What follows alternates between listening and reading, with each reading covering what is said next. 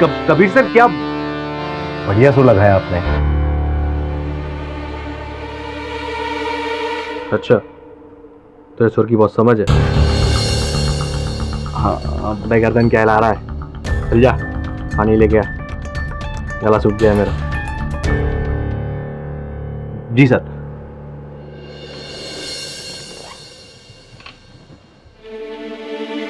हाँ जी। कबीर मिक्सिंग हो चुकी है, गाना सुन लो तुम। नहीं गुरुजी, मैं लेट हो चुका हूँ और मुझे निकलना भी है। क्या बात करते हो, सिर्फ 5 मिनट का सवाल है। कल से इस गाने पर काम हो रहा है, अगर कोई चेंजेस करना हो तो आज के आज मैं कर दूंगा ना। एल्बम का आखिरी सॉन्ग है, द लास्ट सॉन्ग। चलिए ठीक है गुरुजी, सुनाइए। आनंद हेडफोन देना तो। जी। नहीं वो नहीं नए मिक्सर पर जो नया हेडफोन आया है ना, वो मुझे दो, मेरा वाला। Okay bring it.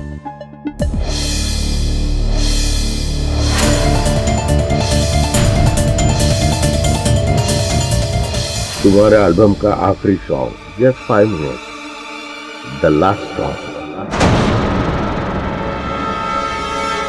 शुरू करें?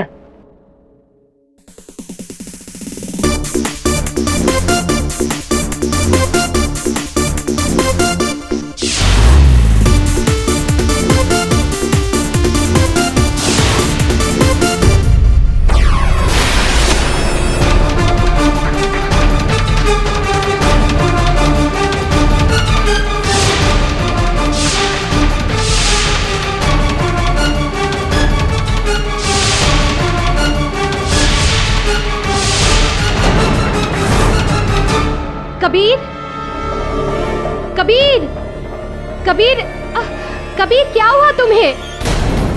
कबीर क्या हुआ तुम्हें? उठो ना कबीर। कबीर? गुरुजी देखिए ना, क्या हो गया इसे? Kabir? Oh my God. Anand doctor को फोन कर, जल्दी डॉक्टर को फोन कर। कबीर उठो। कबीर कबीर कबीर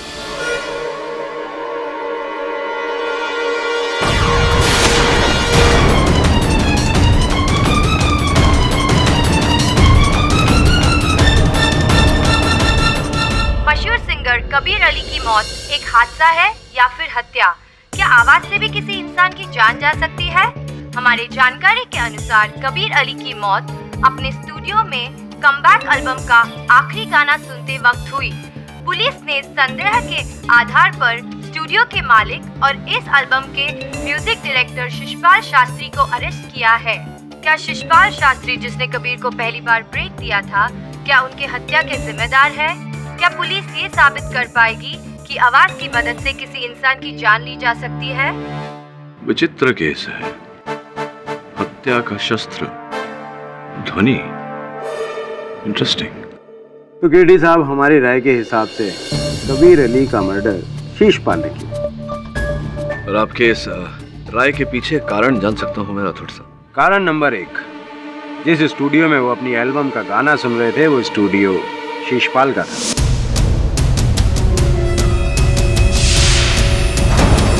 कारण नंबर 2, उस दिन कबीर अली को कहीं जाना था, लेकिन शिशपाल ने उसे जबरदस्ती गाना सुनने के लिए रोका। स्टूडियो में स्पीकर्स होने के बावजूद भी शिशपाल ने कबीर अली को हेडफोन पर गाना सुनने के लिए फोर्स किया, जिससे कबीर अली की दिमाग की नसों पर जोर पड़ा और वो फट गई, जिसकी वजह से उसकी मृत्यु हो गई। पोस्टमार्टम की रिपोर्ट भी इस थियरी को सपोर्ट करती है। ये सब झूठ है, मैंने किसी को नहीं मारा। अरे कबीर मेरा स्टूडेंट है, मैंने उसे संगीत सिखाया, मैं उसे क्यों मारूं? तुम सब लोग मुझे खामखा इस केस में फंसा रहे हो। तुम चाहे जो भी कर लो, सत्य की हमेशा जीत होती है। बात तो सही है राठौड़ साहब, सत्य की हमेशा जीत होती है, सत्यमेव जयते।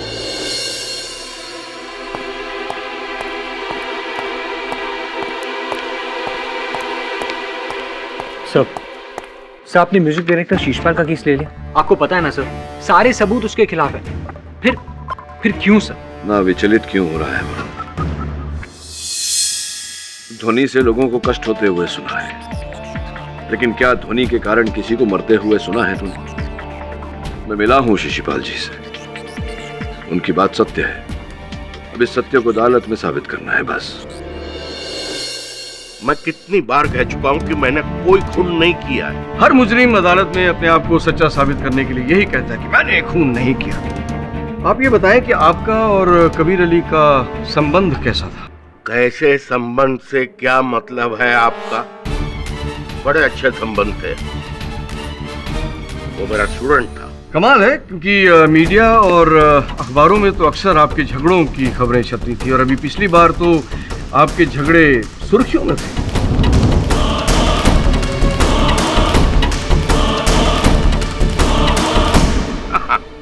वो तो बहुत पहले की बात है, जब साहब कबीर उस समय नशे में था और जिस दिन ये घटना हुई उसके अगले दिन ही मेरे पास आया और माफी मांगी। मीडिया वालों ने ये खबर नहीं छापी, उन्हें तो सिर्फ गॉसिप चाहिए। अच्छा ये बताइए कि आपको एक इंटरनेशनल प्रोजेक्ट से जब कबीर अली ने बाहर निकलवाया था तो तब भी क्या वो नशे की हालत में था? एक नहीं, उसने कई प्रोजेक्ट से आपको बाहर निकलवाया था। नहीं, इससे साफ जाहिर होता है कि उसे आपके साथ काम करना पसंद नहीं। फिर ऐसी क्या वजह रही कि अपनी कमबैक एल्बम के लिए उसने बाकी सब म्यूजिक डायरेक्टर्स को ताक पे रख के आपको चुना? क्योंकि आप कष्ट ना करें, मैं बताता हूँ। योर ऑनर, कबीर अली जब अपनी कमबैक एल्बम के लिए नए म्यूजिक डायरेक्टर्स ढूंढ रहे थे तो शीशपाल जी को इस बात का पता चल गया। उन्होंने कबीर अली के मैनेजर से कांटेक्ट किया और उसके हाथ पांव जोड़े, मिन्नतें की कि किसी भी तरीके से मेरी कबीर अली से मीटिंग फिक्स करा। दरअसल शीशपाल जी कबीर से बदला लेना चाहते हैं। मैं समझ सकता हूँ, एक गुरु होने के नाते जिस लड़के को आपने शिक्षा दी, दीक्षा दी, उसे इस काबिल बनाया कि वो इतना बड़ा स्टार बन जाए, और स्टार बनने के बाद जब वो आपकी जड़ें काटने लगे तो फिर आप क्या करेंगे? वही करेंगे जो आपने किया। ये सब झूठ है। ये सच है। कबीर अली शीशपाल जी के काम से कभी भी खुश नहीं था और रिकॉर्डिंग के दौरान इन दोनों के अक्सर झगड़े हुआ करते। कबीर, तुम्हारे सुर यहाँ वहाँ हो रहे हैं। गुरुजी, सुरों के बारे में छोड़िए, पब्लिक के बारे में सोचिए। उन्हें मेरा ये स्टाइल पसंद है। जब तुमने पहली बार मेरे पास गाना गाया था तब ये स्टाइल नहीं था तुम्हारा। तुम पब्लिक को भूल जाओ, सुरों ने तुम्हें बनाया है। कैसे भूल जाऊं गुरुजी? ये गाना मैं घर पे बैठ के सुनने के लिए रिकॉर्ड नहीं कर रहा हूँ, पब्लिक के लिए रिकॉर्ड कर रहा हूँ। शीशपाल जी ने एक ही तीर से दो शिकार किए। एक तो कबीर अली को अपने रास्ते से साफ कर दिया और दूसरा अपने डूबते हुए करियर को बचा लिया। और जाहिर है योर ऑनर कि the great singer Kabir Ali की आखिरी एल्बम कौन नहीं खरीदना चाहेगा? योर ऑनर, कबीर अली की मौत दिमाग की नस फटने से हुई है, जिसे मेडिकल लैंग्वेज में ब्रेन हेमरेज कहते हैं। उस पर मैं रोशनी थोड़ी देर बाद में डालूंगा, लेकिन उससे पहले मैं मरहूम कबीर अली की बेवा पलक अली को कटघरे में पेश करने की इजाजत चाहूंगा। इजाजत? पलक जी, कृपया करके अदालत को बताएं कि उस दिन क्या हुआ था स्टूडियो में। जी, कबीर ने हेडफोन लगाकर गाना सुनना शुरू ही किया था कि अचानक वो बहुत तड़पने लगा। कैसे? ऐसे जैसे किसी ने उसके कानों में तेजाब डाल दिया हो।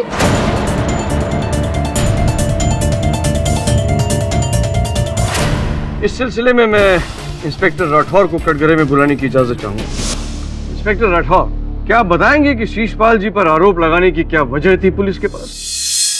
सर, जैसे आप जानते हैं कि कबीर अली की मौत ब्रेन हेमरेज से हुई है, इसलिए पुलिस के पास ये सवाल था कि आखिर कबीर अली को ब्रेन हेमरेज हुआ क्यों।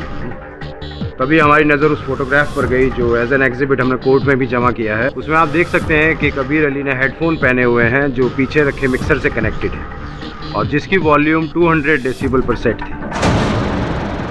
200 decibel, point to be noted milord.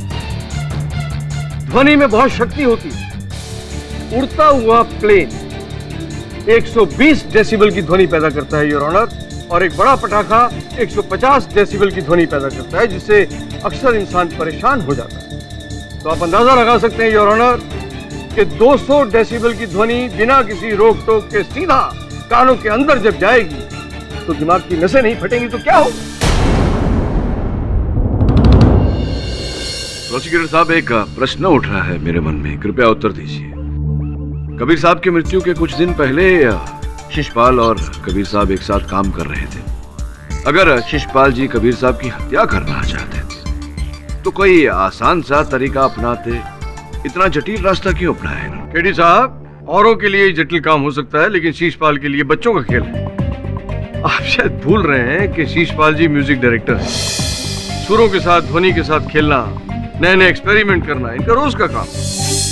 Your honour, Sheeshpal ji ने कबीर अली की हत्या करने के लिए ध्वनि का सहारा लिया था और इसके लिए मैं शीशपाल जी के असिस्टेंट आनंद को कटघरे में बुलाने की इजाजत चाहूँ। तो आनंद जी, आप शीशपाल जी के साथ कितने सालों से काम कर रहे हैं? जी 3 साल। 3 साल? 3 नहीं, 4 साल से। आप तय कर लें कि कितने साल हुए हैं। 4 साल 2 महीने। तो आपको तो पता होगा कि शीशपाल जी के स्टूडियो में जो इक्विपमेंट्स हैं वो पुराने हैं या अभी हाल ही में नए खरीदे गए हैं? आप ये फोटो देख के बताएं, ये जो मिक्सर खरीदा गया है ये पुराना है या अभी हाल ही में नया खरीदा गया है?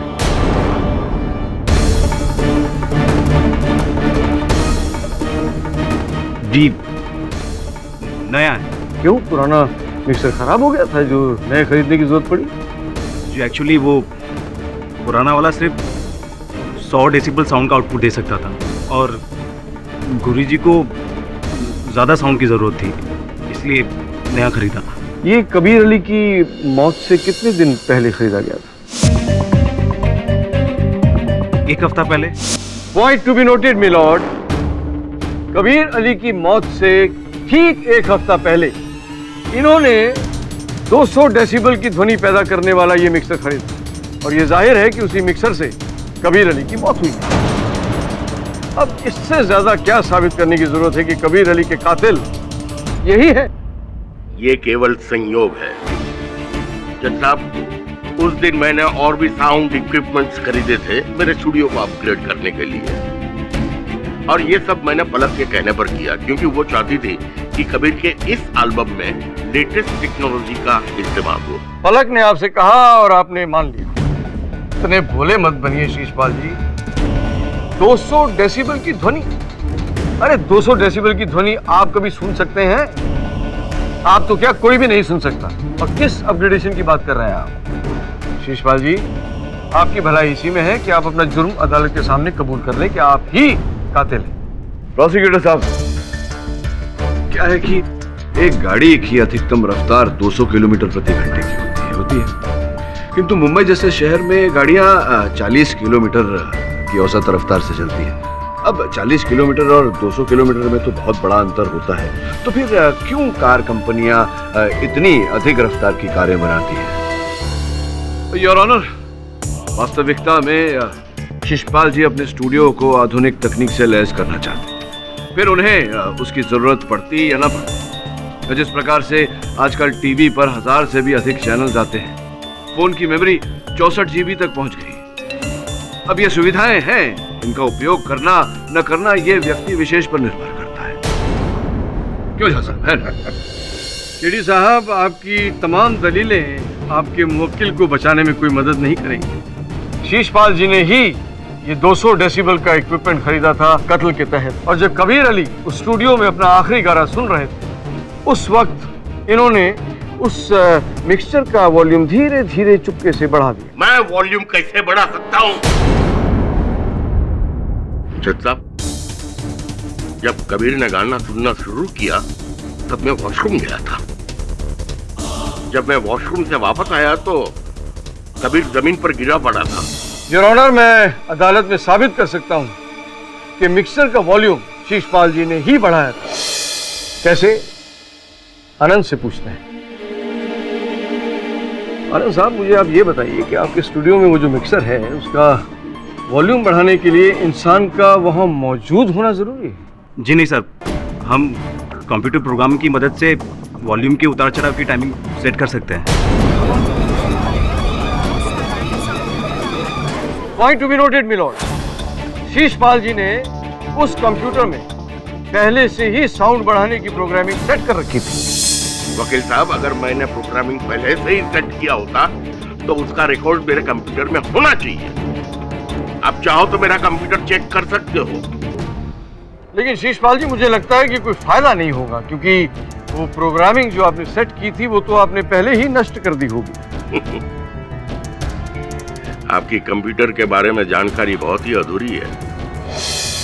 आपको शायद पता नहीं होगा कि अगर आप कोई चीज डिलीट करते हो, कोई डेटा डिलीट करते हो, उसका रिकॉर्ड भी कंप्यूटर में होता है। तो फिर क्या जादू से ही वॉल्यूम खुद ब खुद बढ़ गया? मुझे क्या पता, मैंने कंप्यूटर में कोई टाइमिंग सेट नहीं की थी। योर ऑनर, उस समय स्टूडियो में शीशपाल जी और आनंद के अतिरिक्त पलक जी भी उपस्थित थी। मैं उन्हें कटघरे में बुलाने की आज्ञा चाहता।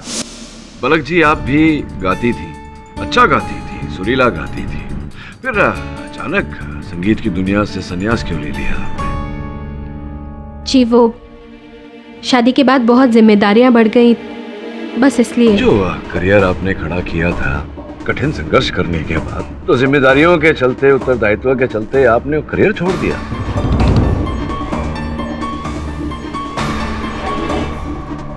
सर, दोनों में से किसी एक को तो करियर के साथ सैक्रिफाइस करना ही था ना। अच्छा, जो बात मैंने सुनी है, क्या वो सच है पलक जी की जबरदस्ती की थी आपके साथ कबीर साहब ने? वो चलते थे आपके नाम से, आपके टैलेंट से? ऐसा कुछ भी नहीं था। हो सकता है मैंने गलत सुना, किंतु अखबार में जो समाचार छपते थे आपके और कबीर साहब के बीच, ये जो अनबन चल रही थी, एक रिपोर्ट में लिखा हुआ था कि उन्हें नशे की लत थी, नशा करने के बाद में वो हिंसक हो जाते थे, आपको मार पीटते थे। क्या ये भी गलत है? आप जानते हैं मीडिया को तिल का ताड़ बनाकर छापने की आदत है। तिल न हो तो ताड़ कैसे बनाए? खैर छोड़िए, ये देखिए इस तस्वीर में, देखिए आपके चेहरे पर चोट लगी हुई है और आप भरकस प्रयास कर रही है इस चोट को छिपाने का। ये क्या, कैसे लगी आपको ये चोट? देखिए, छोटा सा एक्सीडेंट हुआ था मेरा, ये तस्वीर उस वक्त ली गई थी। चलिए ठीक है पलक जी, मान लेते हैं कि कबीर साहब के साथ आपका वैवाहिक संबंध बिल्कुल ठीक ठाक था, राजी खुशी थे आप दोनों, और आपने अपनी इच्छा से ही संगीत से संन्यास लिया। जी हाँ। तो फिर ये बताइए कि कुछ 6 महीने पहले मेरे एक मित्र हैं एडवोकेट, उनके पास आप गई थी तलाक की मांग लेकर, कबीर साहब से डिवोर्स चाह रही थी आप, ऐसा क्यों? योर ऑनर, नोट करने वाली बात है कि ये जो तस्वीर है इनकी, ये भी 6 महीने पुरानी है। क्यों, बताइए ना, मेरे प्रश्न का उत्तर दीजिए। हाँ, वो चोट कबीर की ही पहुंचाई हुई थी, और गुस्से में आके मैंने वकील से कांटेक्ट किया था, लेकिन कबीर को अपनी गलती का एहसास हुआ। उसने मुझसे माफी भी मांगी और दोबारा ऐसी कोई हरकत नहीं करेगा, इस बात का प्रॉमिस भी किया। मैंने उसे माफ कर दिया था, और आप अपने एडवोकेट मित्र से पूछ सकते हैं क्या उसके बाद मैंने उन्हें कॉल किया या मैं उनसे मिलने गई। कहीं ऐसा तो नहीं पलक जी कि इस बात को लेकर भी कबीर साहब ने आपको धमकाया हो, इसी कारण आप दोबारा उस वकील से मिलने नहीं गई?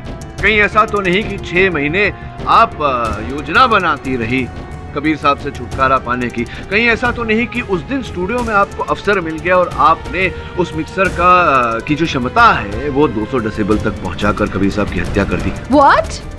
आई ऑब्जेक्ट योर ऑनर। केडी साहब एक सम्मानित नागरिक पर झूठा इल्जाम लगा रहे हैं। क्या कह रहे हैं? मैं झूठ बोल? योर ऑनर, मैं और झूठ बोलूंगा, वो भी अदालत में? और आनंद ने अपने कथन में कहा था कि पलक जी के कहने पर शिशपाल जी ने वो मिक्सर खरीदा था, आपके कहने पर खरीदा था?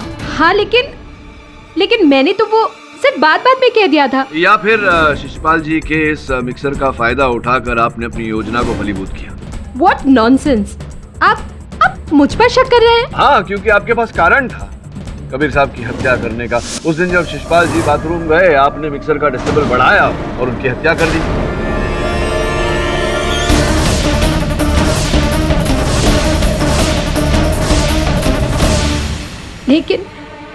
लेकिन मैं म्यूजिक उपकरण के बारे में कुछ जानती ही नहीं। उसका वॉल्यूम कैसे घटाया जाता है, कैसे बढ़ाया जाता है, मुझे नहीं पता। अद्भुत बात है, आप इतने वर्षों से प्लेबैक सिंगिंग कर रही हैं। ये जानकारी अगर आपके पास नहीं तो किसके पास होगी? देखिए मिस्टर कीदी, मैंने कबीर को इस इंडस्ट्री में वापस लाने के लिए अपना सब कुछ दांव पर लगा दिया। घर, यहाँ तक कि अपने गहने भी गिरवी रख दिए सिर्फ उसकी सफलता के लिए। मैं गुरुजी के पास गई ताकि सारे म्यूजिक उपकरण अपडेट किए जा सके। अगर मेरा इरादा कबीर का खून करने का होता तो मैं ये सब करती ही क्यों? बताइए आप, क्यों करती मैं ये सब? मैंने इतने सालों तक कबीर का टॉर्चर सहा, लेकिन अब जब कबीर सुधर रहा था, वो खुद कोशिश कर रहा था सुधरने की, तब मैं उसे क्यों मारती? क्यों मारती मैं उसे? बताइए आप।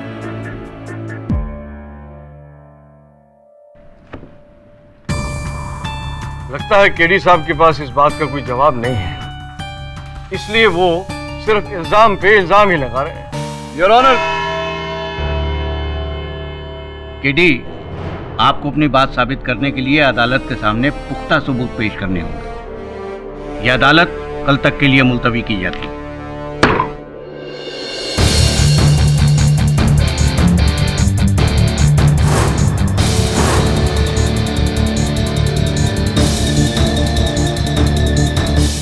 सब बहुत ही इंटरेस्टिंग फैक्ट्स हैं, मुझे तो इसके बारे में पता ही नहीं था। ये जानकारी जितनी दिलचस्प है उतनी आश्चर्यजनक भी। समझ रहा हूं मैं कुछ कुछ। योर ऑनर, कल रात मैंने ध्वनि की बारीकियों को समझने के लिए कुछ प्रयोग किए जो सफल रहे। अब मैं अदालत में ये स्पष्ट करना चाहूंगा कि कबीर अली की हत्या कैसे की गई। वरुण, इस मिक्सर के जरिए मैं अदालत में 200 डेसिबल की ध्वनि उत्पन्न करूंगा योर ऑनर, जो प्रोसिक्यूटर महोदय के अनुसार जानलेवा है, प्राणघातक है।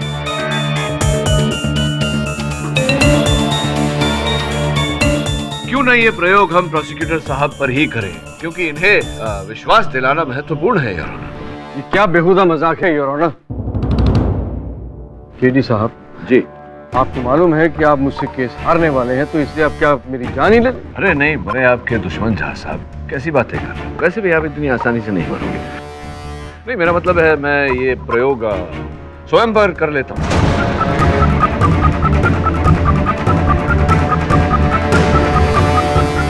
ये जो मिक्सर है, ये यहाँ इसका कंट्रोल है, इसके द्वारा आप ध्वनि 200 डेसिबल तक बढ़ाते जाएं। चलिए अब अपने हाथों, कुर्सी ले आ वरुण, अपने हाथों से मुझे ये हेडफोन पहना दीजिए। आइए पीछे से।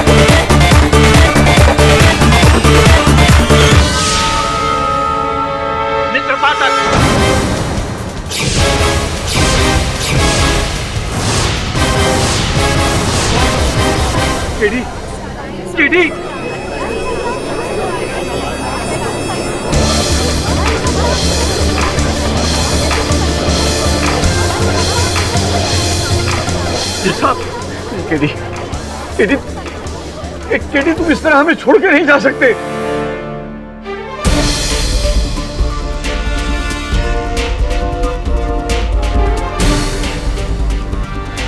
मैं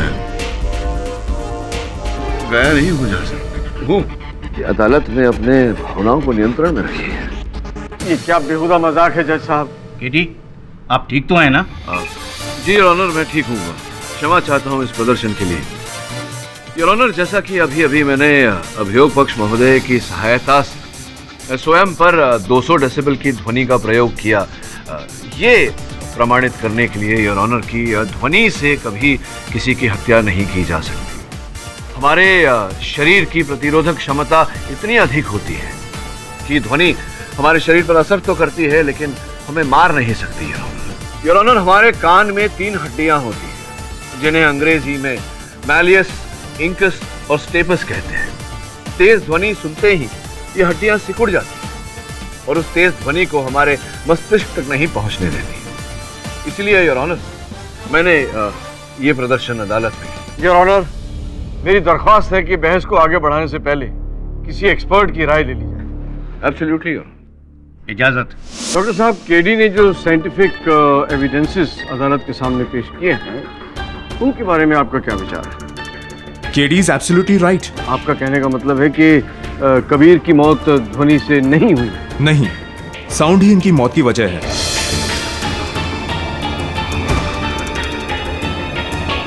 तेज साउंड की वजह से उनको ब्रेन हैमरेज हुआ था। डॉक्टर, मैं कुछ समझा नहीं। एक तरफ आप कह रहे हैं कि तेज ध्वनि की वजह से मौत नहीं हो सकती, दूसरी तरफ आप ही कह रहे हैं कि तेज ध्वनि की वजह से कबीर अली की मौत हुई। आखिर सच क्या है? सच ये है कि कबीर के शरीर की प्रतिरोधक क्षमता ने काम नहीं किया। किंतु डॉक्टर साहब, उस ध्वनि ने कबीर साहब के शरीर की प्रतिरोधक क्षमता को कैसे पार कर ली? क्या वो अस्वस्थ थे? कबीर का शरीर स्वस्थ था, यह कैसे हुआ मैं नहीं जानता, पर हां, कबीर के कान में मौजूद हड्डियां तेज ध्वनि के जोखिम स्तर के बावजूद सिकुड़े नहीं थे। तो देख लिया केडी साहब, कबीर की मौत ध्वनि से ही हुई है। आपका एक्सपेरिमेंट फेल हो गया। योर ऑनर, फोरेंसिक्स डॉक्टर के इस रहस्य उद्घाटन ने मुझे भी स्तब्ध कर दिया है। मैं इस मामले की जांच करने के लिए अदालत से समय की मांग करता हूं। ठीक है केडी, मैं तुम्हें 1 दिन की मोहलत देता हूं। यह अदालत तब तक के लिए मुलतवी की जाती है।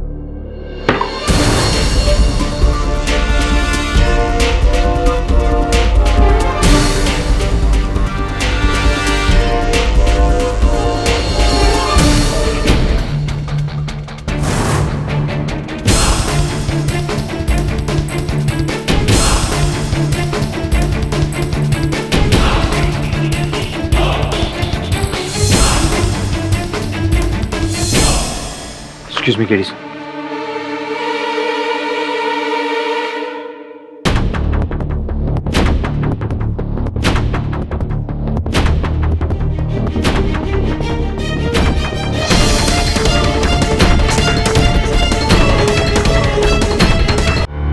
योर ऑनर, कबीर अली साहब बिल्कुल स्वस्थ थे। उसके बाद भी उनके शरीर की प्रतिरोधक क्षमता ने काम क्यों नहीं किया?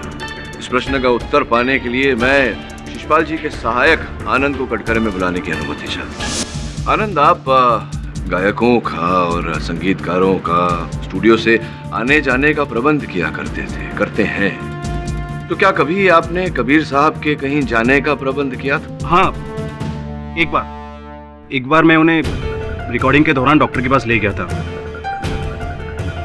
पलक जी के कहने पर। तो पलक जी, कबीर साहब का स्वास्थ्य उस दिन बिगड़ गया। कौन से वैद्य के पास भेजा था आपने उन्हें? जी, कबीर ENT स्पेशलिस्ट के पास गए थे। Ear, nose and throat. तो क्या उन्हें संभवतः ईयर में, कानों में कोई दिक्कत आ रही थी? तो ये जिस डॉक्टर के पास आपने भेजा था उन्हें, वो व्यक्ति कौन है, जरा अदालत को बताएंगे?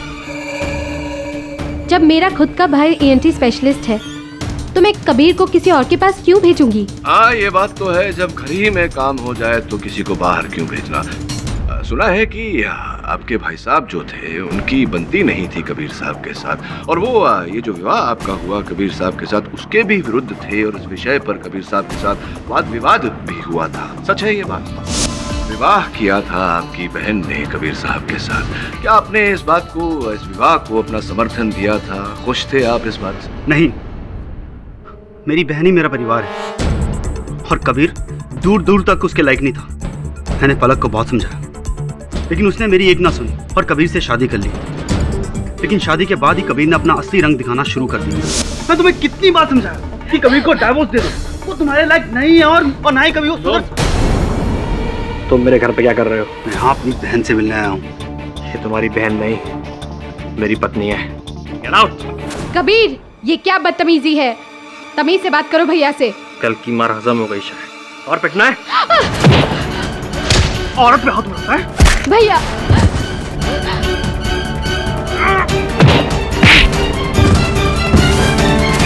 तो आपने अपनी बहन पलक की समस्या ही हल कर दी कबीर साहब की हत्या करके।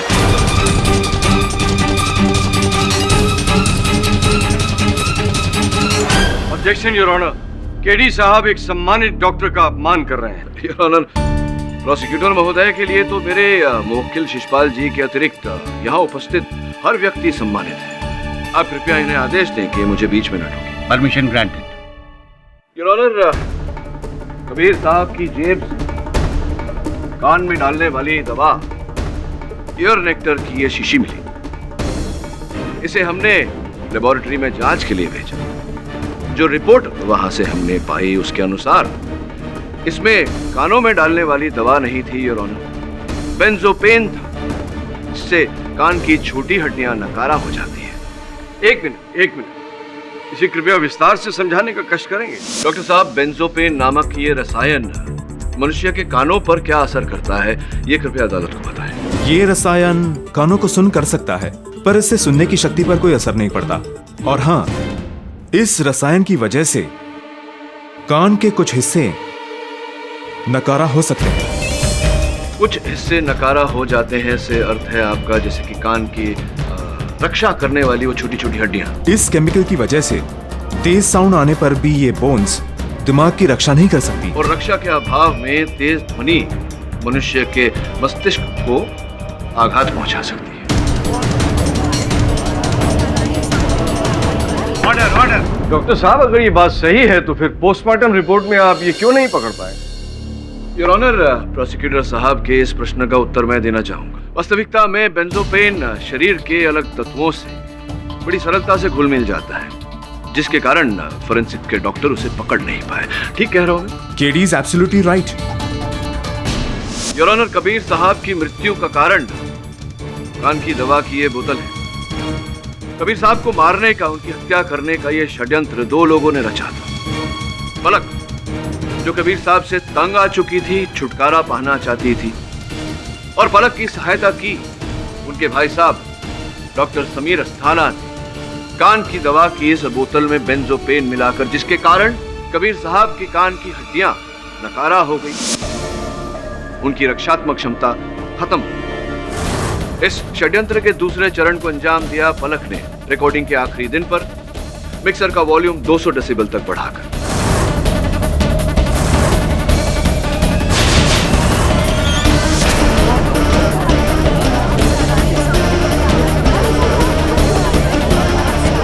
ऑर्डर। केडी साहब, मैं एक डॉक्टर हूँ, केमिस्ट नहीं। मेरा काम है दवा लिख के देना, और जिस दवा को आप अदालत में सबूत बनाकर पेश कर रहे हैं, वो दवा मैंने कबीर को प्रिस्क्राइब की थी, दी नहीं थी। कबीर ने वो दवाई बाहर किसी केमिस्ट से ली थी। उसमें बेंजापेन कहाँ से आ गया मैं नहीं जानता। क्या सबूत है आपके पास इस बात का कि आपने दी नहीं थी? ये आप आनंद से पूछ सकते हैं, वो वहीं पे था, या फिर मेरी सेक्रेटरी अलीशा से पूछ लीजिए। कबीर ने उससे ये भी पूछा था कि बाहर केमिस्ट खुला है कि नहीं। ऑब्जेक्शन योर ऑनर, केडी साहब शीशपाल जी को बचाने के लिए उल जलूल दलीलें पेश कर रहे हैं। इससे पहले इन्होंने जो भी सबूत दिए हैं वो अंत में गलत साबित हुए हैं। आखिर ये हो क्या रहा है अदालत में योर ऑनर?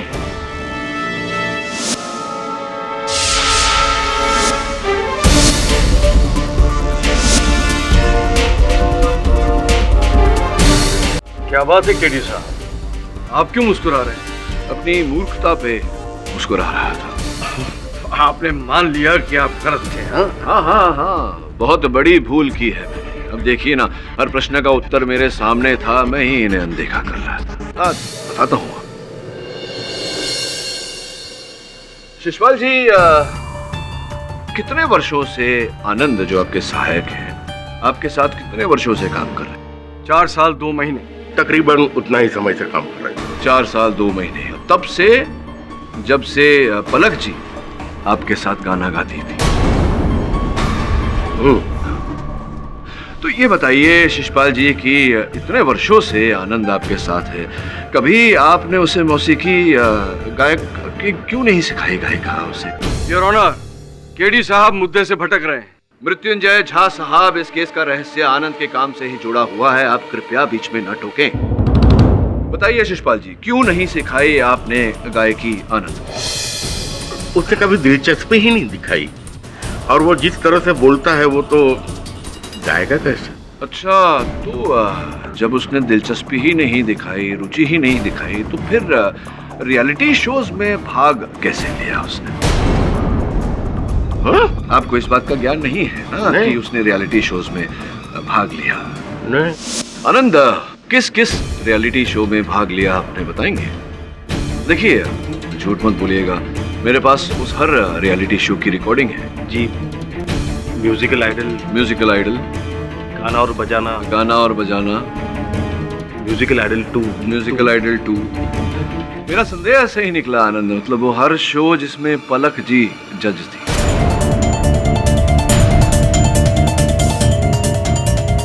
दुनिया को धोखा दे सकते हो लेकिन मेरी आंखों को नहीं। मैंने देखा कि जब जब तुम पलक जी को देखते हो तुम्हारे अंदर एक उत्तेजना सी भर जाती है। योर ऑनर, मैंने पलक अली जी के हर शो की रिकॉर्डिंग देखी और अनेक स्थान पर मुझे आनंद दिखाई दी।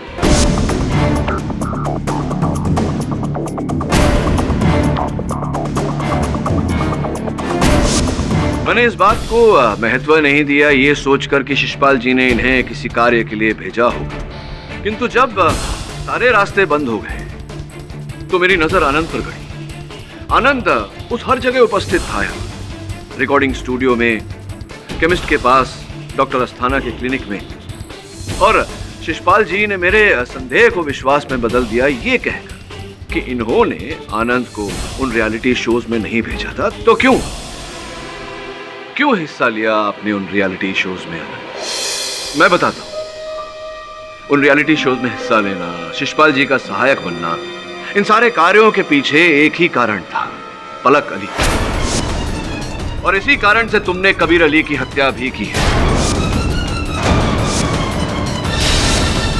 योर ऑनर, किसी का प्रशंसक होना कोई बुरी बात नहीं, किंतु जब यह प्रशंसा, यह सम्मान सनक बन जाए तो तकलीफ हो जाती है, घातक बन जाती है। और ऐसा ही इस केस में हुआ। क्या मैं सही कह रहा हूं या मैं सही कह रहा हूं पलक जी? देखिए, मैं पलक का प्रशंसक नहीं हूं। मैं पलक से प्यार करता हूं।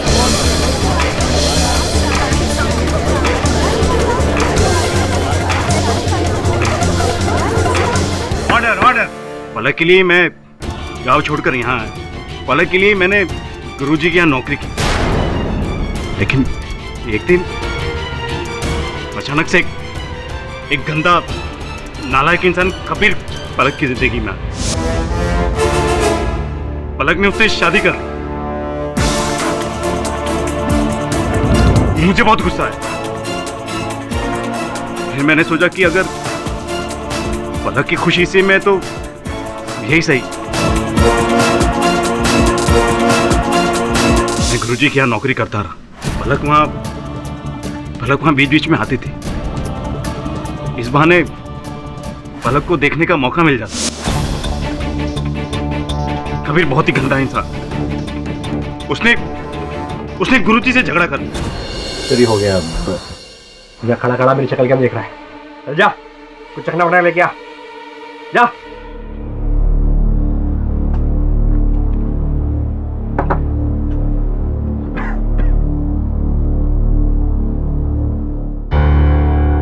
कबीर, तुम शराब पी रहे हो स्टूडियो में, काम की जगह पर? अरे ये मेरा मंदिर है, मंदिर। यहाँ पर मैं पूजा करता हूँ। अरे होगा ये आपका मंदिर, लेकिन मैं जो चाहे वो कर सकता हूँ। मैं स्टार हूँ, स्टार। बाहर निकलो यहाँ से। हाँ, नहीं करना मुझे आपके साथ काम। पलक ने स्टूडियो में आना बंद कर दिया। मैं पागल हो रहा था। मैं समझ नहीं पा रहा था कि पलक को कैसे मिलूं, कहां से देखूं। फिर मैंने हर उस रियलिटी शो में पार्ट लिया जिसमें पलक जज हुआ करती। इस बहाने मुझे पलक को देखने का मौका मिलता था।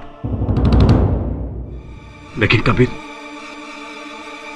ने उसका म्यूजिकल करियर भी चौपट कर दिया।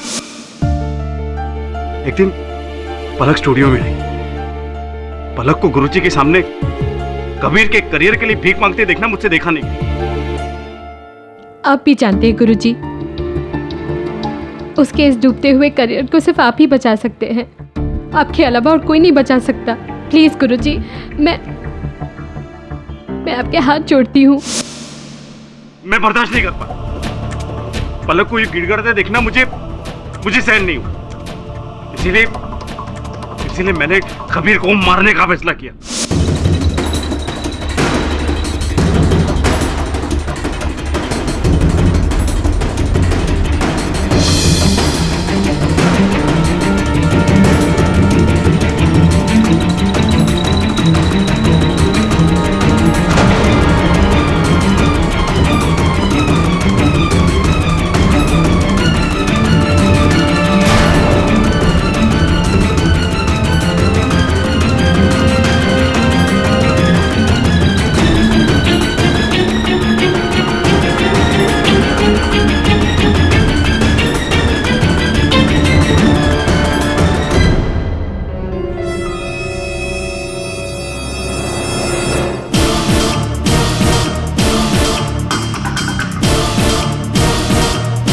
चल जा, पानी ले गया।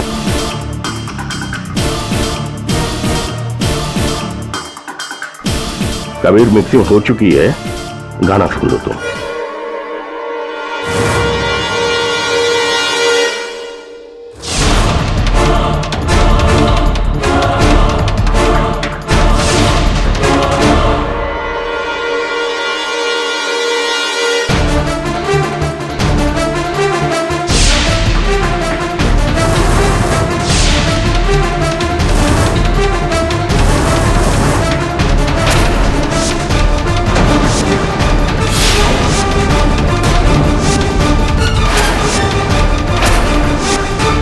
मेरे दिमाग में आया कि मैं 200 डेसिबल की क्षमता वाला म्यूजिक कंसोल और बेंजोपिन रसायन की मदद से कबीर की हत्या कर सकता हूँ। ऐसा मैंने एक इंग्लिश पिक्चर में देखा।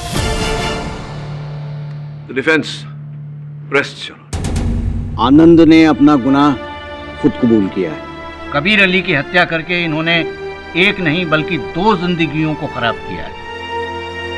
लिहाजा ये अदालत आनंद माथुर को मृत्यु दंड की सजा सुनाती है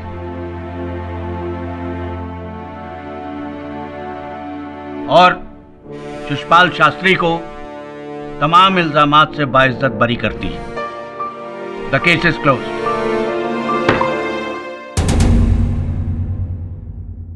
झा साहब, सुना था कि आपको कहीं जाना था, जिसलिए आपका ज्यादा समय नहीं लिया। अजय, गाना वाना गाते हैं या नहीं? नहीं बाबा, मैं नहीं गाता। झूठ मत बोलिए झा साहब, बाथरूम में तो गाते ही हो, हम सब गाते हैं। योर ऑनर, कोर्ट की इतनी बड़ी बेइज्जती मैंने पहली बार देखी। देश के इतने बड़े वकील केडी पाठक साहब, उन्होंने अपने मुवक्किल से झूठ बोलवाया सिर्फ अपना केस जीतने के लिए।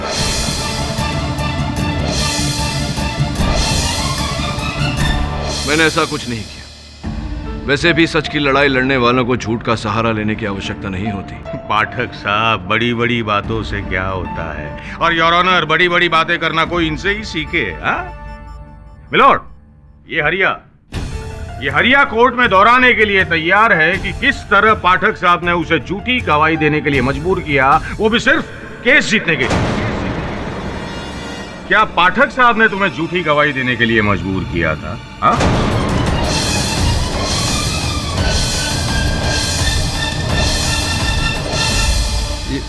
मैं वो उस दिन। बोलो। घबराओ मत हरिया, लो पानी पियो।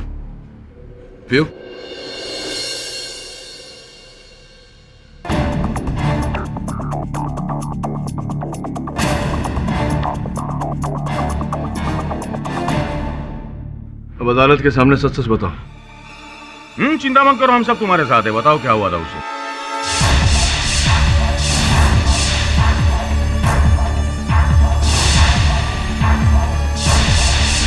हरिया,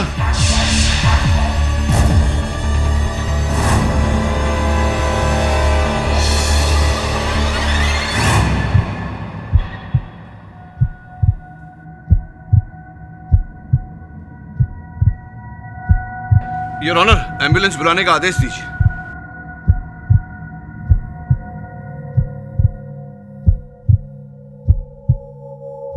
कोई फायदा नहीं है, कोई फायदा नहीं है। He's no more. He's no more.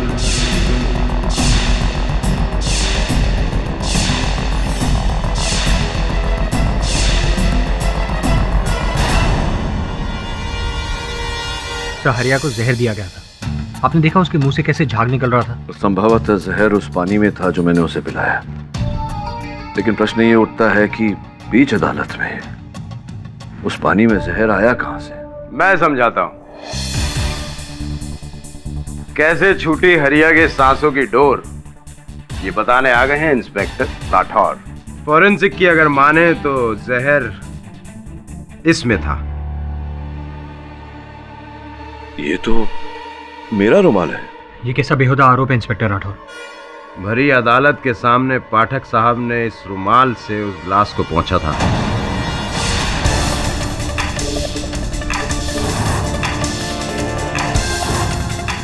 और फिर वही पानी तुमने हरिया को दिया।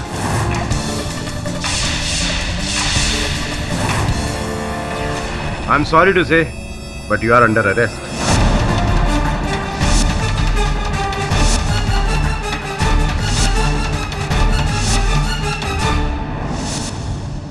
अदालत ने आपकी तरफ से केस लड़ने के लिए मिस्टर कृष्णमूर्ति का नाम दिया। वीएन कृष्णमूर्ति पगला गए? मेरे ही बैच में था कृष्णमूर्ति, 2 बार फेल हुआ था। मैं अपना केस खुद लड़ूंगा। सर, ये केस कहां से कहां पहुंच गया? योर ऑनर, मैं हरिया के पक्ष में ये केस लड़ रहा हूं इस कारण कि मुझे पूरा विश्वास है ये निर्दोष है। इनके मालिक जगत राम की हत्या में इनका कोई हाथ नहीं। आराम से पाठक साहब, आराम से। फैसला मत सुनाइए, उसके लिए जज साहब है ना। हम और आप मिलकर सिर्फ यहाँ सच को बाहर लाने की कोशिश करें तो ही बेहतर होगा। और मुझे पूरा यकीन है कि मेरे पहले गवाह को सुनते ही आपको हरिया का असली चेहरा पता चल जाएगा। योर ऑनर, गुनाह पे से पर्दा उठाने के लिए मैं अपने पहले गवाह जगत राम के भाई मंगत राम को बुलाना चाहूंगा। इजाजत है। तो बताइए मंगत राम जी, घटना के दिन जो कुछ भी हुआ वो सब बताइए। सर, उस दिन मैं अपने भैया के साथ उनके कमरे में बैठा था। हम लोग हिसाब कर रहे थे। क्योंकि हमारा हीरो का कारोबार है तो हर एक लेन देन का सही सही हिसाब रखना पड़ता है। और वहां पर उस दिन अचानक हरिया आ गया। अरे ये क्या है? कल मैंने तुझे जो सेट दिया था उसका हिसाब किताब नहीं लिखा इसमें। ऐसी लापरवाही कैसे करता है मंगत तू? साहब जी, वो अगले महीने अपनी बेटी की शादी करना चाहता हूँ। नहीं नहीं नहीं नहीं, मैं पहले ही 2 शादी कर चुका हूँ, अभी मुझे 3री शादी नहीं करनी। साहब जी, मेरे गांव का ही लड़का है, आपसे थोड़ी पैसे की मदद चाहिए थी। मैं ज्यादा से ज्यादा आशीर्वाद और 2 दिन की छुट्टी दे सकता हूँ, इसके अलावा फुट्टी कोड़ी नहीं है मेरे पास। साहब जी, अगर थोड़े से पैसे मिल जाते। वो क्या है ना, लड़के वाले दहेज मांग रहे हैं। अरे बहरा है क्या? अभी मैंने क्या बोला तुझे? चल निकल यहाँ से, वरना तेरी छुट्टी भी कैंसिल कर दूंगा। भैया, बेचारा अपने बेटी की शादी कर देगा। कुछ हजारों की बात है ना, दे देते। छोटे, तू चुप कर। इस घर के और इस कारोबार के फैसले मैं करता हूँ। कब क्या करना है और क्या नहीं करना है मुझे समझाने की कोशिश मत कर। उसको समय पर तनख्वाह देता हूँ, अपनी तनख्वाह में से थोड़े थोड़े पैसे बचाकर करे अपनी बेटी की शादी। और वैसे भी मानकर त्योहार नहीं मनाए जाते। अरे बात बता, अगर कल पैसे लेकर भाग गया तो क्या करेगा तू? नहीं नहीं साहब जी, मैं कसम खाकर कहता हूँ, बच्चे की शादी के लिए ही मांग रहा हूँ। साहब जी, आप मदद कर दीजिए वरना ये शादी टूट जाएगी। छोटू, इसे बाहर भेज वरना मेरा हाथ उठ जाएगा। मैं बोलता हूँ भैया। हरिया, तुम चलो चलो। भैया वो हाँ, पैसे लाया तू? हाँ, लेकर आया। ये रहे। हिसाब तरीके से किया कर मंगत। 1 0 भी इधर से इधर हो जाती है तो लाखों की हेरा फेरी हो जाती है। भैया, मैं तो ध्यान दे रहा हूँ ना भैया, कभी कभार कोई गलती हो जाती है।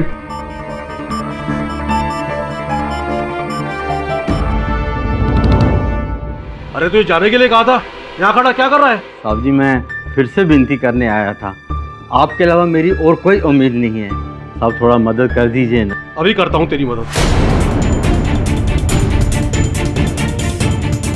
अगर दोबारा इधर नजर आया ना तो हाथ पैर तोड़ दूंगा। वो दरवाजे पर खड़ा हुआ था। कहाँ रहता है तुम्हारा दिमाग? कुछ काम के नहीं हो तुम लोग, कोई भी काम होश में नहीं करते। नहीं कब करेंगे। तिजोरी में कितने रुपये? 50 लाख। इस पॉइंट को गौर किया जाए योर ऑनर। ये हरिया जिसे कुछ 1000 रुपए की जरूरत थी, उसने अपनी आंखों से जगत राम को तिजोरी के अंदर 50 लाख रुपए रखते हुए देखा। फिर क्या हुआ? फिर कुछ नहीं सर, तिजोरी भर दी और बाकी का दिन रोज की तरह गुजरा। लेकिन अगली सुबह कुछ अजीब थी। भैया को सुबह सुबह जल्दी उठने की आदत थी, लेकिन उस दिन वो देर तक सोते रहे। इसलिए छोटी भाभी चाय लेकर उन्हें जगाने गई। एक मिनट। छोटी भाभी यानी उनकी दूसरी बीवी, right?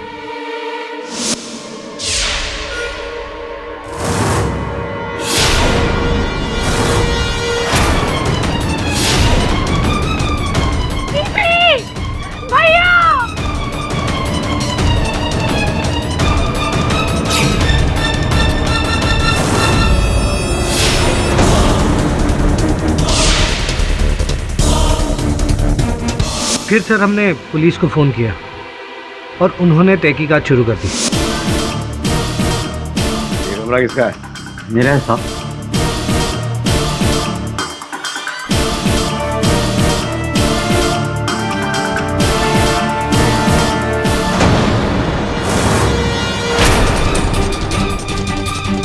Your honour, postmortem report में साफ साफ लिखा है कि जगत राम की मृत्यु जहर खाने की वजह से हुई। वो जहर जो उनके बिस्तर के पास पड़े दूध के गिलास से मिला। अच्छा एक बात बताइए, आपके भाई को सोने से पहले दूध पीने की आदत थी? जी सर, आज से नहीं काफी सालों से। अच्छा ये बताइए कि ये गर्म दूध उन्हें कौन देता था? घर का नौकर हरिया।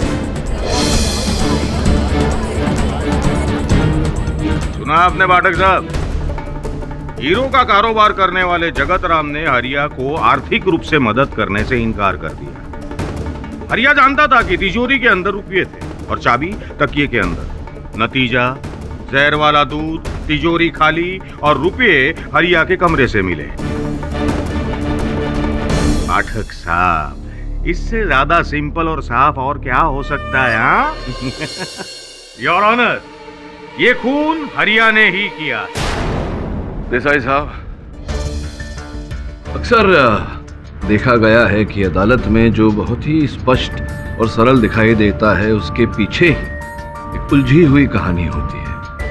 आपको आपत्ति ना हो तो आपके गवाह से चंद प्रश्न कर लूं? आप प्लीज। बिल्कुल। धन्यवाद। मंगतराम जी, आपने अपने कथन में अदालत को बताया कि आपके भाई साहब जगत राम जी की हत्या उनके शयन कक्ष यानी कि उनके बेडरूम में हुई। जी सर। ये बताइए कि ये बात सत्य है जो अभी अभी आपने कहा 2 पत्नियां? जी सर। क्षमा चाहता हूँ मंगत राम जी, बोलने में जरा विचित्र लगता है। 2 पत्नियां होते हुए भी अकेले सोते थे आपके भाई साहब? दरअसल सर, हमारे यहाँ पर दोनों भाभीियों के अपने अपने अलग कमरे हैं और अलग अलग नौकर भी। अच्छा। तो जिस रात हत्या हुई उस रात उनके शयन कक्ष का द्वार खुला हुआ है? यस सर, भैया अपना दरवाजा कभी बंद नहीं रखते थे। Point to be noted your honour. भैया कभी अपने शयन कक्ष का द्वार बंद नहीं करते थे, यानी कि दरवाजा खुला रहता। तिजोरी उनके कक्ष में थी। तिजोरी की चाबियां अपने तकिए के नीचे रखते थे। हत्या के बाद योर ऑनर, तिजोरी पर किसी की उंगलियों के निशान नहीं पाए गए। ऐसे में केवल हरिया पर संदेह करना ये तो उचित बात नहीं। उचित होगा मिलॉर्ड, क्योंकि तिजोरी की चाबी कहाँ होती है ये सबको पता था, लेकिन तिजोरी के अंदर कितने रुपये हैं ये हरिया के अलावा और कोई नहीं जानता। सही है ना मंगत जी? बिल्कुल सर, हमारे अलावा किसी को ये बात पता नहीं थी। ये तो हरिया भी अचानक आ गया तो इसलिए उसने देख लिया, वरना भैया पैसों की बात कभी किसी के सामने नहीं करते थे। सुना पाठक साहब, और बाकी रहा फिंगरप्रिंट का सवाल, तो उसे मिटाना कितना मुश्किल है। और ऑब्वियसली जगत राम के कमरे में होते उसकी तिजोरी को हाथ लगाना बहुत ही मुश्किल है।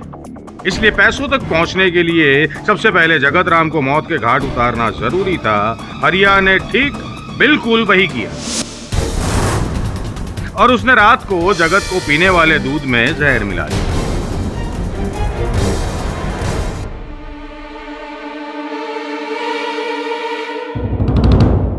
घूर क्या रहा है? चल निकल यहां से।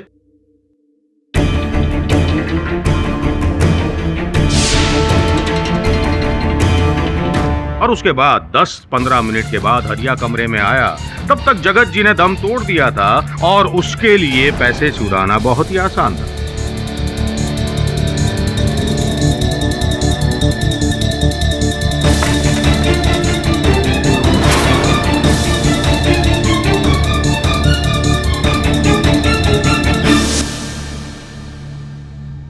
क्या बात है देसाई साहब, कुछ और हो न हो कहानी बहुत अच्छी है। तो ऐसा प्रतीत होता है कि किसी जासूसी पुस्तक से कुछ पन्ने निकाले गए हैं। मैं आपको स्मरण करा दूं कि अदालत में 4 कड़ियां जोड़ के या कहानी बनाकर नहीं, केवल सत्य और साक्ष्य के बिना पर निर्णय लिया जाता है। योर ऑनर, सर्वप्रथम और सबसे महत्वपूर्ण बात, अगर हरिया को चोरी ही करनी होती उन रुपयों की तो इन्हें हत्या करने की आवश्यकता नहीं थी। ये जगत राम जी के दूध में सोने की दवा मिलाते, उन्हें सुला देते और बड़ी सरलता से चोरी कर लेते।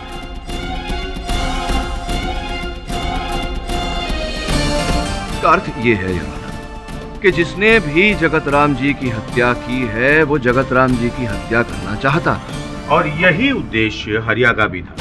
पाठक साहब, 1 तीर और 2 निशान।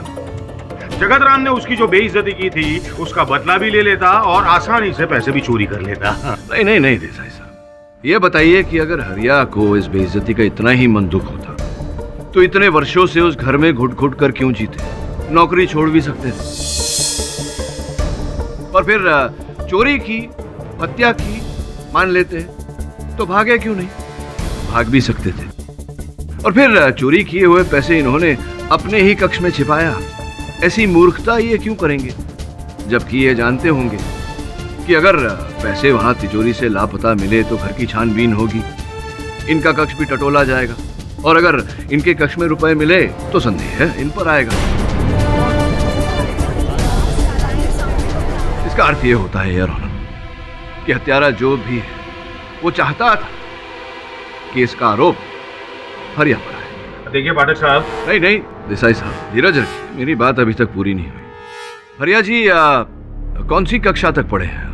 जी 4th पास हूँ साहब। योर ऑनर, आपके मेज पर जो फोरेंसिक्स की रिपोर्ट रखी हुई है उसके अनुसार जगत राम जी की हत्या मैकिनाइन नामक विष देकर की गई है। योर ऑनर, सोचने वाली बात है योर ऑनर कि एक साधारण सा 4th कक्षा पास व्यक्ति ऐसा विष कहां से लाएगा जो अधिकतर देशों में बैंड है, दुर्लभ है और जिसका प्रयोग अवैध है।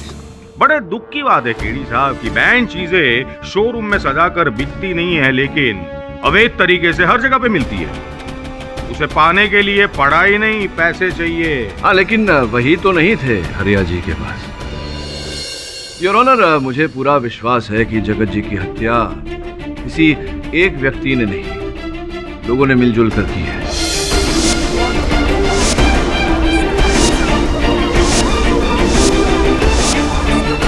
तो मंगत जी, आपके कथन के अनुसार जगत जी जो थे वो पक्के व्यापारी थे, पैसों को इधर उधर करना, घुमाना फिराना इत्यादि इत्यादि।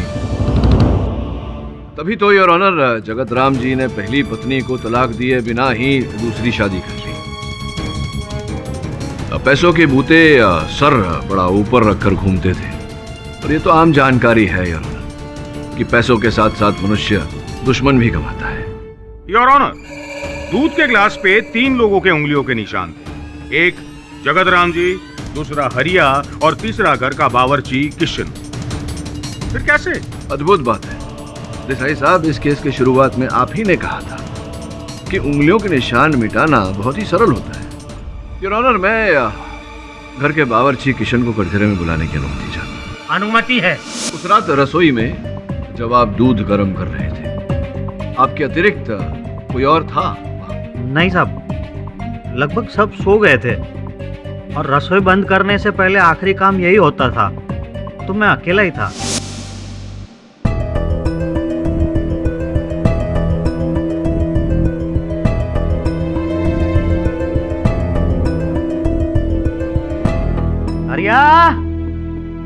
हरिया साहब का दूध गर्म हो चुका है, दे दो वरना वापस डांट पड़ेगी।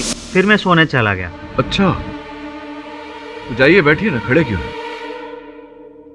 योर ऑनर, बावर्ची का स्वर इतना ऊंचा था कि स्पष्ट बात है घर में बाकी लोगों ने भी सुना होगा कि जगत जी को दिए जाने वाला दूध तैयार है। और अगर बाकी लोगों ने सुना तो हत्यारे ने भी सुना।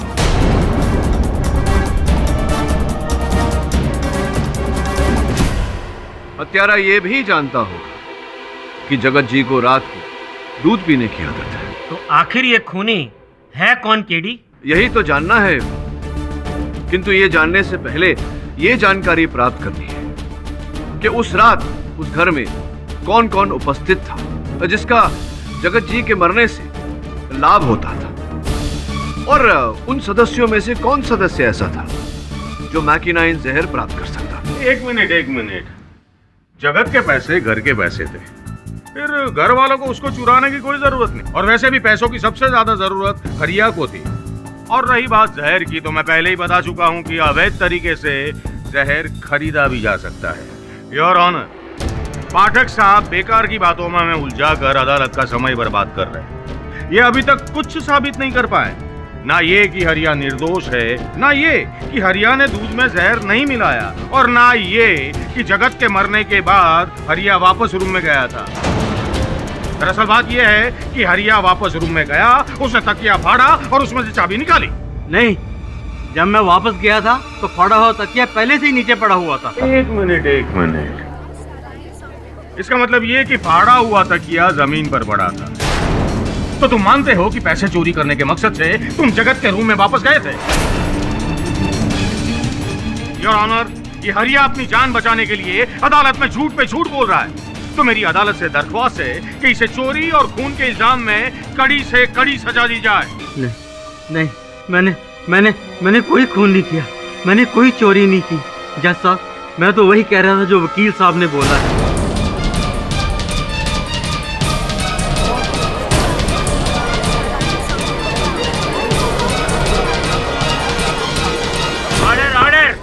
शांत हो जाइए आप लोग। ये मैं क्या सुन रहा हूँ पाठक साहब? एक मुकदमा जीतने के लिए आपने अपने मुवक्किल से झूठ बुलवाया? योर ऑनर, ये सत्य नहीं है। यही सच है पाठक साहब। योर ऑनर, मैं दरख्वास्त करता हूँ कि अदालत में झूठी गवाही पेश करने के लिए केडी पर सख्त से सख्त कार्रवाई की जाए। इस अदालत के लिए काफी शर्म की बात है कि केडी जैसे जाने माने इज्जतदार वकील इस मुकदमे को जीतने के लिए इस तरह के पैंतरे अपनाए। लेकिन बस केडी, बस, बहुत सुन लिया। अब तुम्हें जो भी बोलना है अगली हियरिंग में बोलना। ये अदालत कल तक के लिए मुलतवी की जाती है।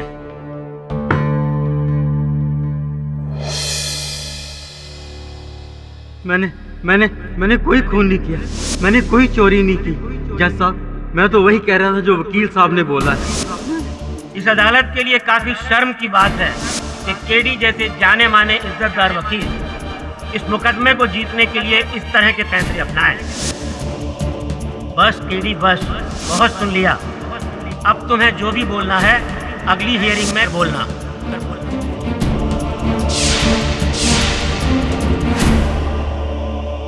हारने के डर से जो मन में आया अदालत में कह दिया।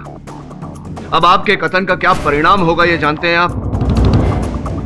कितना गंभीर आरोप लगाया गया मुझ पर। मैं अदालत में आपको बचाने का प्रयास कर रहा था, आपको निर्दोष प्रमाणित करने का प्रयास कर रहा था। और क्या कहा आपने अदालत में? क्या आपने झूठ बोला मेरे कहने पर, मेरे उकसाने पर? मैंने अपने फायदे के लिए आपको झूठ बोलने को कहा। आप वापस कमरे में गए थे, ये बात आपने मुझे क्यों नहीं बताई? संभवतः आप ही ने हत्या की और वो चोरी भी आप ही ने की। नहीं साहब, नहीं साहब, मैंने कुछ नहीं किया। मैं बस बहुत डर गया था।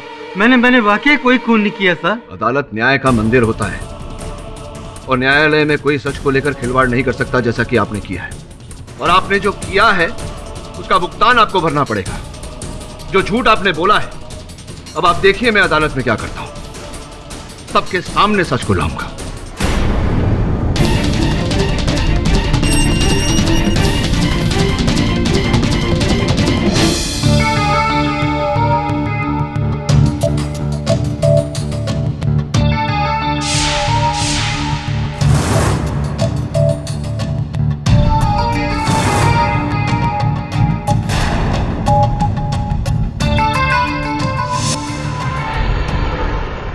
वरुण, किसी भी हाल में हमें सच की तह तक पहुंच के सच को सबके सामने लाना होगा।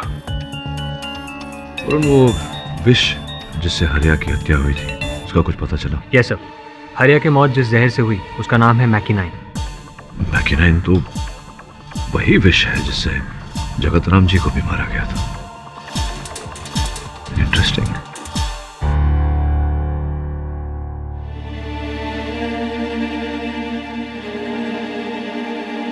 देश के इतने बड़े वकील को कटघरे में खड़ा देखना अच्छा नहीं लगता, पर क्या करे, कानून सबके लिए एक होता है। योर ऑनर, मिस्टर पाठक पर अपने मुवक्किल से झूठी गवाही दिलवाने और फिर पकड़े जाने पर उसे जहर देकर मार डालने की कोशिश का आरोप है। तुम कुछ कहना चाहते हो केडी? योर ऑनर, मैं केवल इतना ही कहना चाहता हूं कि मुझ पर लगाया गया ये आरोप निराधार है। मैंने ना हरिया से झूठी गवाही दिलवाई है, ना उसकी हत्या की। सोचने वाली बात है योर ऑनर, अगर मुझे हरिया की हत्या करनी होती तो मैं ऐसे भरी अदालत में सबके सामने उसकी हत्या करके स्वयं को क्यों फंसाता? गुस्सा पाठक साहब, गुस्सा। ठीक इसी तरह किसी ने उंगली उठाई थी। आप हरिया से बहुत नाराज है ना? योर ऑनर, अपनी बात साबित करने के लिए मैं जेल गार्ड चरण सिंह को बुलाना चाहूंगा। अच्छा चरण सिंह, जेल में तुमने हरिया और पाठक साहब के बीच की बात सुनी तो क्या कह रहे थे एक दूसरे से? जरा अदालत को भी बताओ। जज साहब, केडी साहब बहुत गुस्से में थे और हरिया उनसे गिड़गिड़ाकर उनके सामने माफी मांग रहा था, लेकिन केडी साहब ने उसकी एक नहीं सुनी। वो हरिया पर बहुत ज्यादा नाराज थे। इतना ही नहीं जज साहब, केडी साहब ने हरिया को धमकी भी दी कि कल देखना कोर्ट में मैं क्या करता हूं। सुना योर ऑनर, पाठक साहब ने हरिया को धमकी दी कि देख अब कल कोर्ट में मैं क्या करता हूं। और क्या हुआ? दूसरे ही दिन कोर्ट में हरिया की मौत।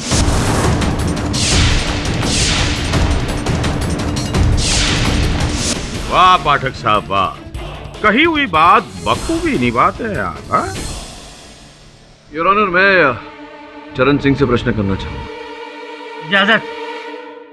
चरण सिंह जी, उस समय जब मैं हरिया से बातचीत कर रहा था, क्या पूरे समय आप वहां उपस्थित थे? क्या आपने पूरी बात सुनी? हाँ, मैंने सुनी है, लेकिन उस दिन मुंबई कोलकाता का मैच हो रहा था और मैं बीच बीच में स्कोर देखने जा रहा था।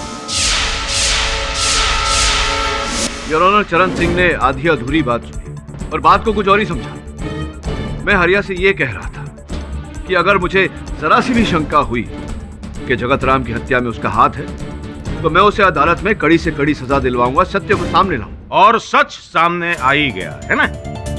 पानी में जहर मिलाकर तुमने हरिया को मौत के घाट उतार दिया और उस ग्लास को हाथ रुमाल से साफ कर रहे थे, वो अदालत ने देखा था। उसी हाथ रुमाल में जहर लेकर आए थे ना तुम? देसाई साहब, हर सिक्के के दो पहलू होते हैं।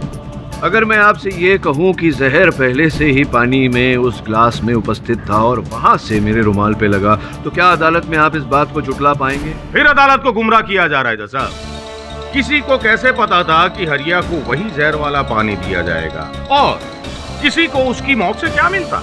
मैं भी यही कह रहा हूं यार कि वो विष भरा पानी हरिया के लिए नहीं था, मेरे लिए था। कोई मुझे मारना चाहता।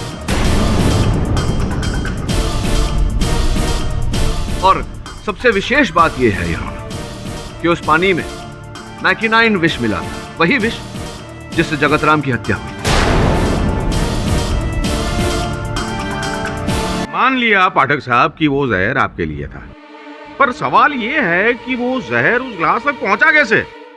योर ऑनर, मैं समझता हूं कि मुझ पर आरोप है और संभवतः थोड़ी शंका भी।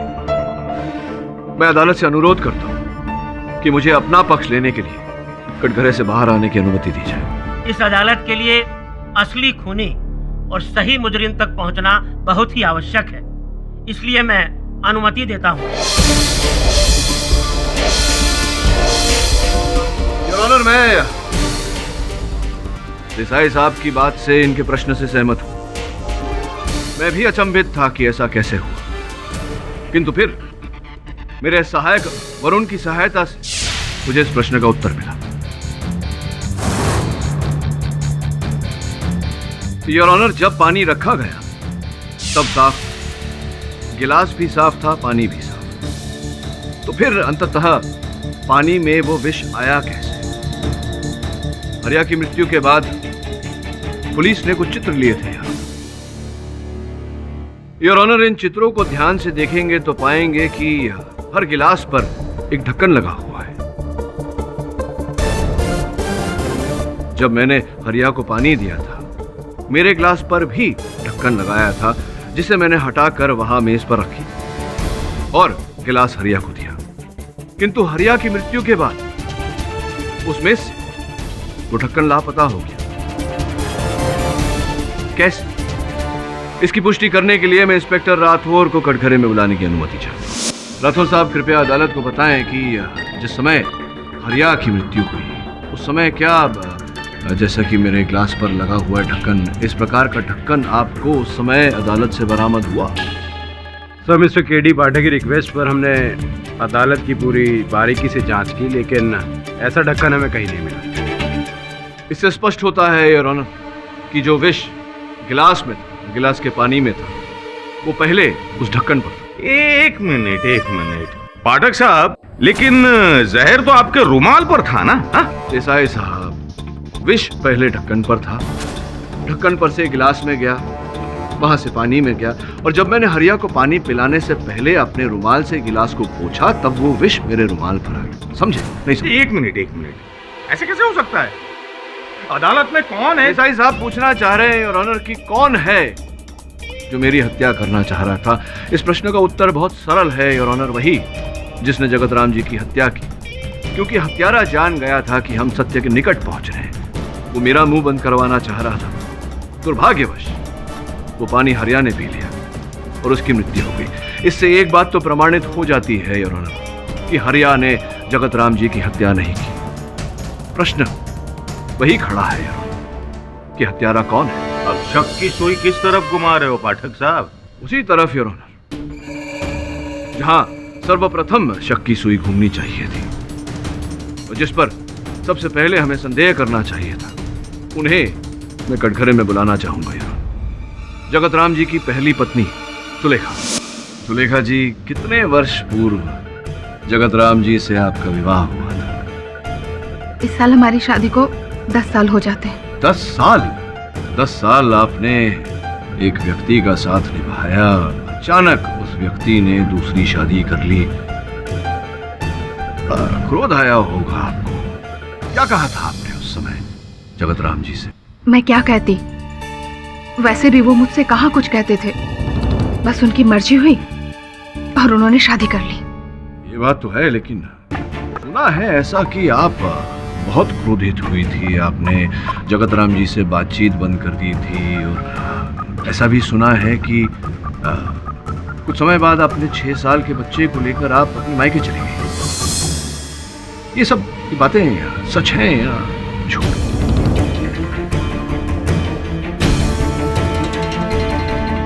सच है या झूठ सुलेखा जी? हाँ, ये सच है।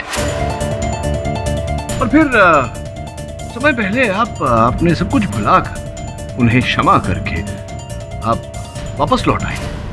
सच है? तो मैं क्या करती, कब तक अपने मायके बैठी रहती? वापस तो मुझे आना ही था। कितने दिन पहले आप लौटी? अभी कुछ दिन पहले। कुछ दिन पहले या जगत राम जी की हत्या से 3 दिन पहले?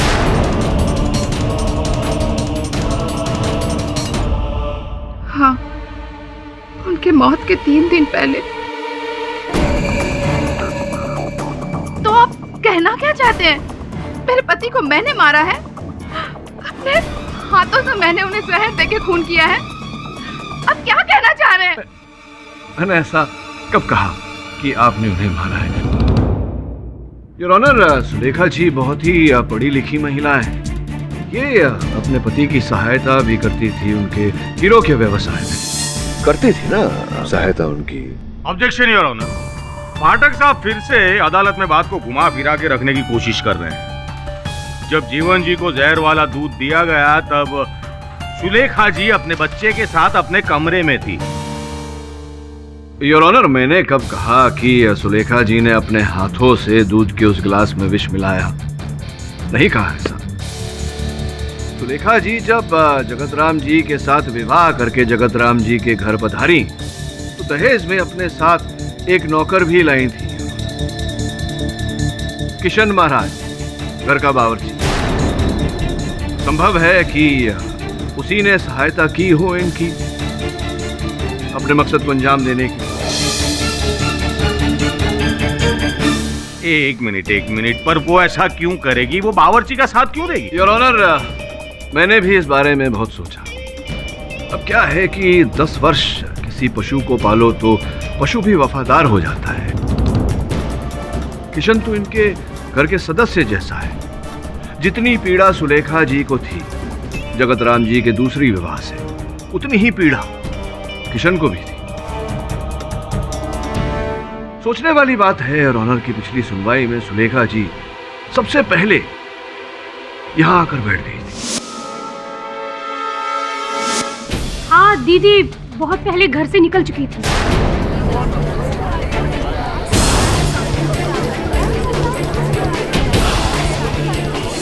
ऑर्डर, आप अपनी जगह बैठ जाइए। जज साहब, तो मैं क्या करती? पति का खून हो गया और घर में पैर पसारे में बैठी रहती। मैं जल्द से जल्द ये जानना चाहती थी कि किसने उसका खून किया है। बस इसीलिए मैं जल्दी आ गई थी और कुछ नहीं बस। आप शांत हो जाइए। जज साहब, मैं केडी साहब से एक सवाल पूछना चाहती हूँ। वकील साहब, एक पल के लिए मैं मान लेती हूँ कि मेरे पति का खून मैंने किया है। एक बात बताइए, उस दिन जब तकरीबन आप अपना केस हार रहे थे, हरिया करीब करीब झूठा करार हो रहा था, तो उसके बाद मैं आपको मारने की कोशिश क्यों करूंगी? अगर मेरे बेगुनाह बचने का जरिया सिर्फ आप थे, तो फिर मैं अपने पैर पे कुल्हाड़ी क्यों मारूंगी?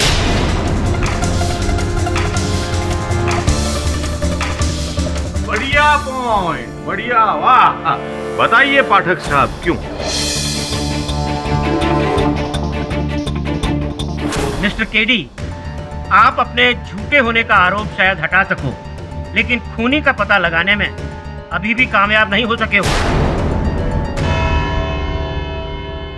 यह अदालत आधे घंटे की रिसेस के लिए मुलतवी की जाती है।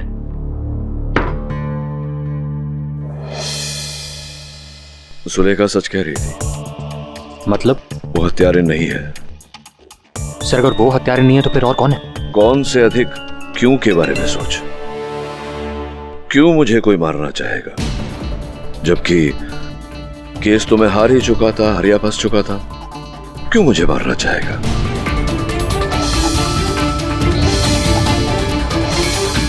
वरुण, एक काम कर मेरा, लेकिन हमारे पास ज्यादा समय नहीं है। ध्यान से सुन।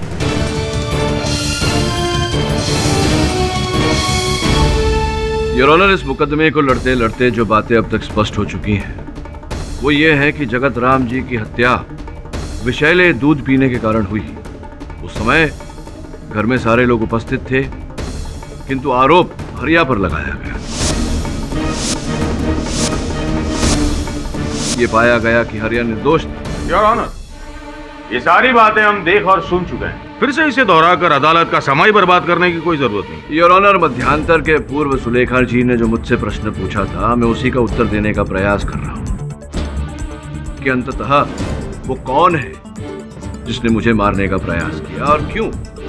मेरी किसी से आपसी बैर तो है नहीं, फिर मुझे मारने का प्रयास कोई क्यों करेगा। बड़ा सोचने के बाद मुझे इस प्रश्न का उत्तर मिला है कि इस केस को लड़ते समय मैंने कोई ऐसा वाक्य बोला जिससे हत्यारा डर गया और पकड़े जाने के डर से उसने मुझे मारने का प्रयास किया। ऐसा क्या बोला था तुमने केडी? यही यार कि मैकिनाइन जहर कौन प्राप्त कर सकता है? योर ऑनर, मुझे लगता है कि मेरी उसी बात पर हत्यारे ने। एक्सक्यूज मी योर ऑनर, अगर आपकी इजाजत हो तो मैं केडी से कोई फाइल देना चाहूंगा। इजाजत?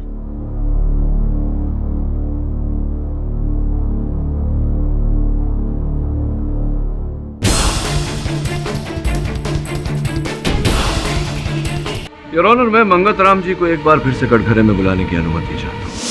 मंगत राम जी, आपको छुट्टियों में विदेश भ्रमण करने का बड़ा शौक है ना? ज्यादा नहीं, कभी कभार। वैसे कभी कभार?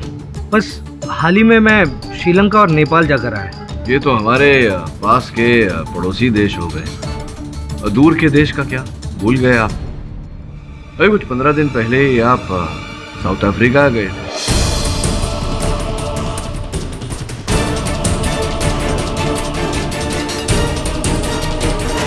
एक्चुअली सर, वो मैं छुट्टियों के लिए नहीं गया था, भैया ने काम से भेजा था। वो क्या है ना सर कि केप टाउन में बहुत अच्छे क्वालिटी के हीरे मिलते हैं, तो उसी सिलसिले में गया था मैं। Cape town?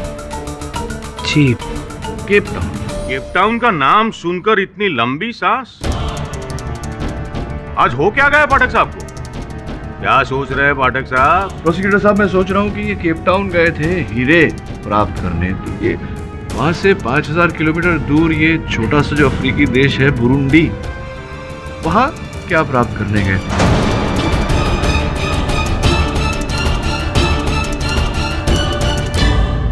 मुझे लगता है ये जो आप हिंदुस्तान पहुंचे, भारतीय कस्टम्स की रिसीट बनाई गई है, कोई दवा लेकर आए थे आप अपने साथ। ये दवा में मैकिनाइन जहर तो नहीं?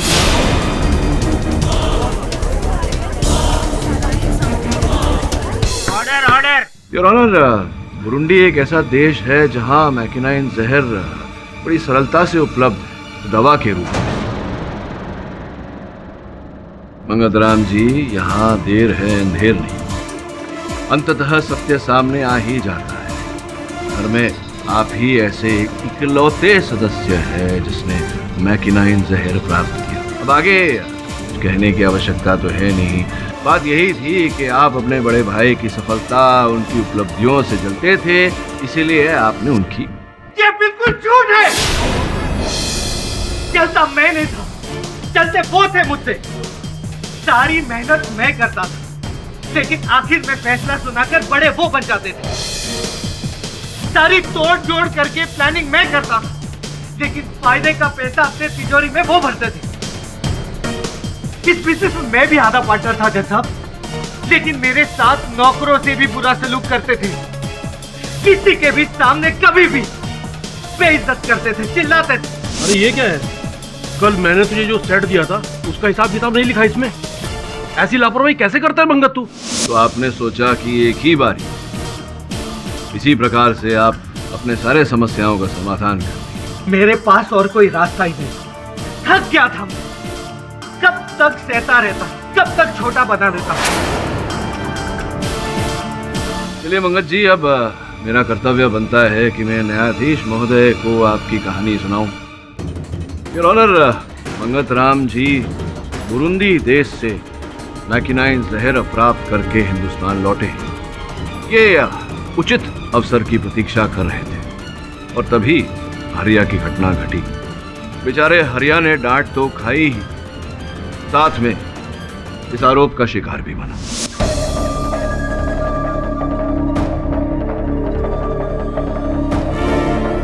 बावर्ची के बाहर जाते ही मंगत जी रसोई में गए और इन्होंने जगत राम जी के दूध में वो विष मिला दिया।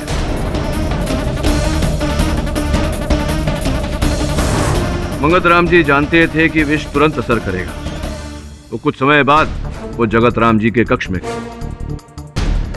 तब तक जगत राम जी मर चुके थे, तो इन्होंने तकिया फाड़ा, चाबी निकाली,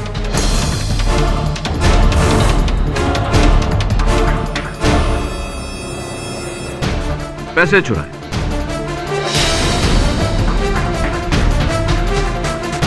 और वहां से भाग गए। उसके बाद ग्लास वापस उठाने हरिया आया और कमरे की हालत देखकर घबरा के भाग गए। सुबह जब जगत राम जी की मृत्यु की खबर फैली और शोर मचा, तब मंगत राम जी ने चोरी के पूरे पैसे हरिया के कमरे में छिपा दिए।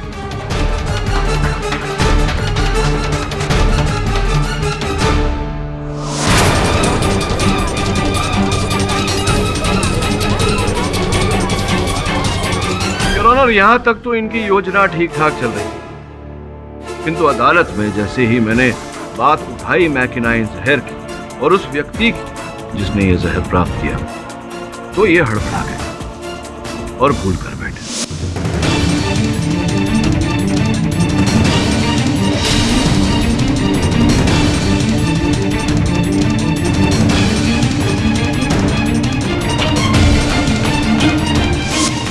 ये रही इनकी पासपोर्ट की कॉपी, योर ऑनर, कस्टम्स की रिसीट। The defence best.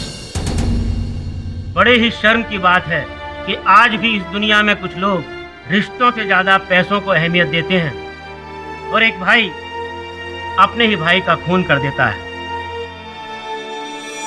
ये अदालत तमाम गवाहों की गवाही और सबूतों को मद्देनजर रखते हुए मंगत राम को अपने भाई जगत राम और हरिया के खून का दोषी मानते हुए उम्र कैद की सजा सुनाती है और मिस्टर केडी पाठक को हर आरोप से बेगुनाह मानते हुए बाइज्जत बरी करती है। The case is closed.